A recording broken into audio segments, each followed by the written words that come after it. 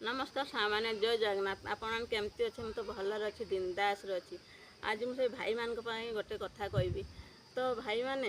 जो भौणी की बहुत शासन करके निज आयतरे रखुल निज कथा मानुला भौणी को धमे चमे करूल डरौल तो सी तुम कथा सब मानिक मुंड पाती शोई नौला तो आज से शासनटा कहीं निज स्त्री उपर करूना कौन साहस होनी बा साहस हम केमी स्त्री तो निजे तुमको निजे बोलरे रखी उठ कहले उठ बस कहले बसुँच तो स्त्री कौन पाई कहींपारे